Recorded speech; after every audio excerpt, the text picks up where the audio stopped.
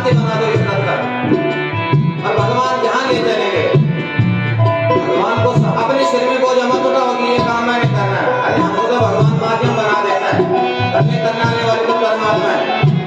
इसलिए न कोई शिकायत, न कोई शिकायत, नहीं कोई है, न कोई शिकायत, नहीं कोई है, करा लो और करे लो, देखो तुम्हारी मरेगी, करा लो करे लो, प्रभु की मरेगी।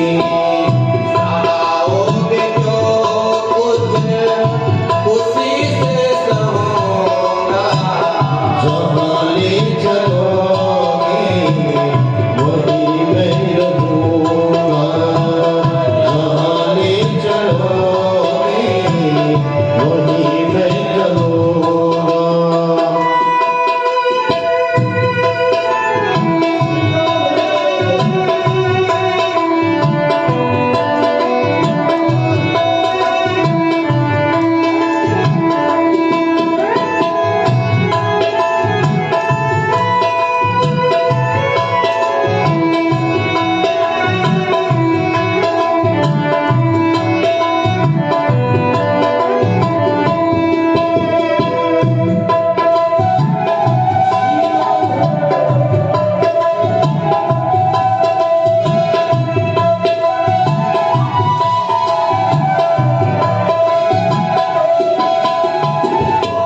जब हम अनन्य शरणागति से भगवान के हाथों में अपने जीवन रथ की डोर सौंप देते हैं, तो तब चाहे हमें कुछ भी सहना पड़े, हम शिकायत नहीं होनी चाहिए परमात्मा से। जब ऐसे समर्पित भाव से हम भगवान के चरणों में अपनी इस जीवन यात्रा की डोर सौंप देंगे, तो तब देखो भगवान हमारी जीवन यात्रा को कितनी सुंदर बना देते हैं।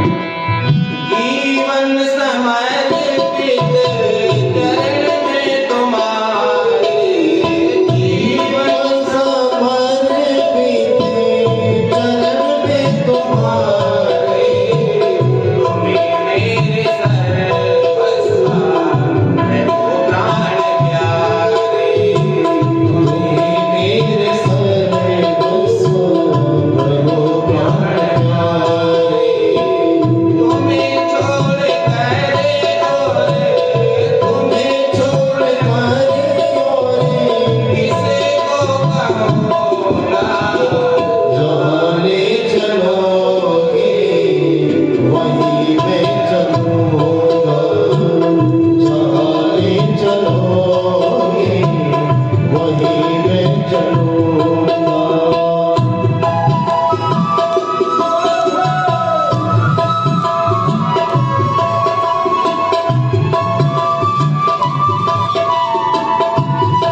सभी लोग मीठे भाव से गाते जाते।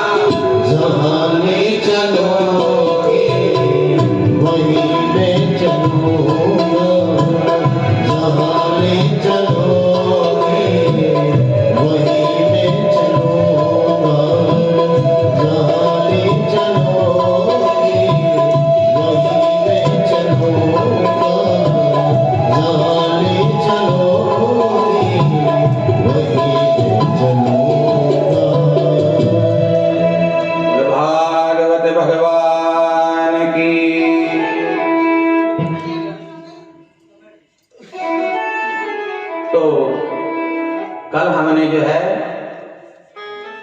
पावन ध्रुव जी का चरित्र श्रवण किया था विश्राम के समय। और देखिए नाम का चमत्कार, देखिए ध्रुव जी ने मात्र 5 वर्ष की अवस्था में भगवान को प्राप्त कर दी। इन्हीं ध्रुव जी के वंश में धर्मात्मा अंग हुए। इतने धर्मात्मा थे, संत ब्राह्मणों की सेवा करना, यज्ञ करना, भगवत सेवा करना बहुत सुंदर। लेकिन प्रारब्ध कभी जब जीवन में आता है तो इनके घर में इनका पुत्र हुआ तो बहुत बड़ा नास्तिक, इतना नास्तिक हुआ कि धर्मात्मा अंग राज सिंहासन छोड़ करके अपने राज्य में ही कहीं छुप गए। अब सैनिक ढूंढने गए, राजा कहां गया, नहीं मिले। सैनिक तो राज्य से बाहर चले गए ढूंढने, और धर्मात्मा अंग तो अपने राज्य के किसी एक अंग में छुप गए थे, भगवान का भजन कर रहे थे। लेकिन सैनिक बाहर ढूंढने चले गए। ऐसे ही हम करते हैं, भगवान हृदय में ढूंढो अपने भगवान को, हृदय में परमात्मा, और फिर हम बाहर ढूंढने जाए। तो जब नहीं मिले धर्मात्मा अंग, तो उनकी पत्नी की सहमति से उनके पुत्र जो नास्तिक था वेन, जिसका नाम था वेन, उसको राजा बना दिया। अब देखो, जो नास्तिक हो, जिसका पता ही नहीं कि शासन कैसा होना चाहिए, क्योंकि शासन भी धर्म की पद्धति से चलता है, सूत्र ही मालूम ही नहीं कि राज सिंहासन के सूत्र क्या क्या होते हैं। लेकिन जब ऐसा नास्तिक वेन राजा बना, तो राजा बनते ही उसने एक संविधान पारित किया, एक घोषणा की। और क्या घोषणा की? क्योंकि जैसा राजा होगा वैसे ही अपने जैसा वो सबको बनाएगा। तो उसने राजा बनते ही घोषणा पता क्या की? न यष्टव्यं न दातव्यं न होतव्यं द्विजा क्वचित् इति न्यवारयद् धर्मं देरिघोषेण सर्वशः। क्या कहा? जो रावण ने भी अधिकार प्राप्त करते ही रावण ने भी यही घोषणा की थी, विधि भोजन मत होम सरादा, विधि भोजन मत होम सरादा, सब कर जाए करहु तुम बाधा, सब कर जाए करहु तुम बाधा। बोले भाई, जो ब्राह्मण भोजन करवा रहा हो,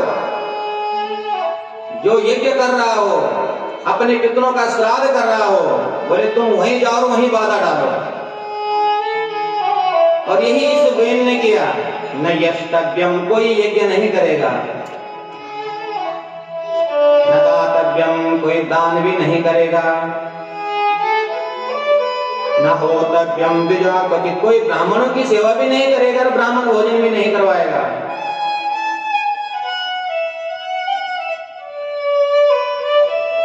तो धर्म बिल्कुल समाप्त कर दिया।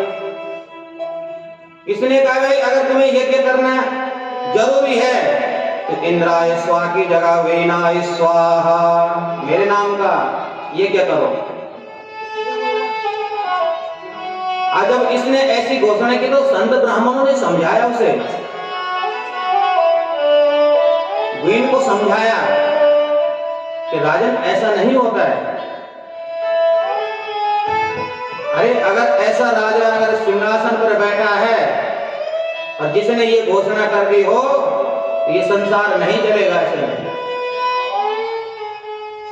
तो संतों ने जब समझाया उसे तो संत ब्राह्मणों को भी कहने लगा, बालिसा बतयुवम अधर्मे धर्म मानिना ये वृत्तिदं पतिं हित्वा जारं पतिमुपासते। बोले अरे तुम लोग बड़े मूर्ख हो, तुमने अधर्म को ही धर्म मान रखा है। अरे तुम किसका ध्यान करते हो जिसको तुमने देखा भी नहीं।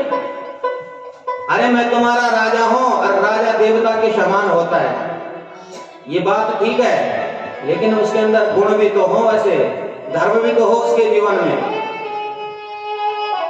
कि अपनी प्रजा का पालन धर्म पूर्वक कर रहा हो।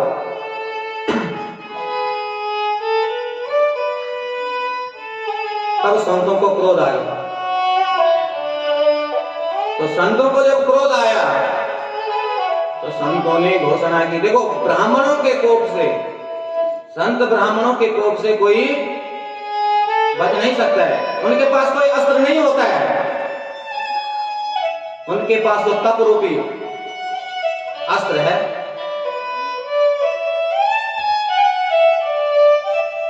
वाग वज्र होता है, वाणी रूपी अस्त्र अगर ब्राह्मण ने चला दिया उससे रक्षा कोई कर ही नहीं सकता। तो इसलिए उन्होंने घोषणा की, हन्यताम हन्यताम एषः पापा प्रकृतिदारुणः जीव जगत सवासो कुरुते भस्मसात्। और संत ब्राह्मणों ने एक हुंकारा ध्वनि की, वह प्राणहीन हो गए। अब क्या किया जाए, क्योंकि बहन की तो अभी तक शादी भी नहीं हुई थी, जीवन में कोई संतान नहीं थी, तो किसे राजा बना दिया जाए आगे। तो तब ब्राह्मणों ने उस बहन के शरीर का मंथन करवाया और उसके मंथन से भगवान ही साक्षात पृथु के रूप में, पृथु राजा के रूप में प्रकट हुए।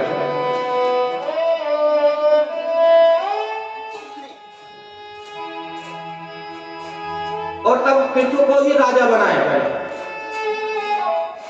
तो जब राजा बनाया तो क्योंकि बहन के शासन में अत्याचार बहुत हुआ था, अन्याय बहुत हुआ था, तो पृथ्वी में अकाल पड़ गया था, न अन्न हो रहा था, न वर्षा हो रही थी, हाहाकार मचा हुआ था। तो पृथु इतने धर्मात्मा थे, इतना तपस्वी थे कि उन्होंने पृथ्वी को जो है पुकारा, बोले मेरे शासन में तुमने सारे रत्न अपने गर्भ में धारण कर दिए, बोले मैं तुम्हारा वध कर दूंगा। तो जब पृथ्वी ने ये शब्द सुने तो पृथ्वी गाय का रूप धारण करके पृथ्वी के पास आई। तब पृथ्वी ने कहा, महाराज अरे मैं तो रत्न गर्भा हूं, जब इस संसार में कोई धर्मात्मा, आप जैसे धर्मात्मा आए उसके लिए सब कुछ है। और जब तुम्हारे वंश में जैसे वेन जैसे अन्याय पूर्वक शासन करने वाले ऐसे जब सिंहासन पर बैठते हैं तब ये स्थिति हो जाती है। सबसे दुख तो बोले मुझे सहन करना पड़ता है, इसलिए बोले मैं तुम्हारे सामने गाय के रूप में खड़ी हूं और तुम जो है बछड़े की व्यवस्था करके सारे रत्नों को दोहन कर सकते हो। फिर महाराज पृथु ने मनु महाराज को बछड़ा बना करके जो है पृथ्वी का दोहन किया था, और तब सारे रत्न प्राप्त हुए। तो इनका नाम पृथु इसीलिए पड़ा, पृथ्वी का दोहन करने से इनका नाम पृथु पड़ा। बहुत धर्मात्मा थे। इनके राज्य में जो है समय समय पर अपने प्रजाओं को उपदेश देते हैं। बोले भाई केवल जो राजा प्रजा से कर लेता है और प्रजा का देख रेख कुछ नहीं करता प्रजा का, तो बोले वो प्रजा का पाप ही भक्षण करता है कर के रूप में। बड़ी सुंदर नगर ग्रामों की व्यवस्था महाराज पृथु ने बनाई, और इन्हीं पृथु जी के वंश में आगे चल के प्राचीन बनी हुई है।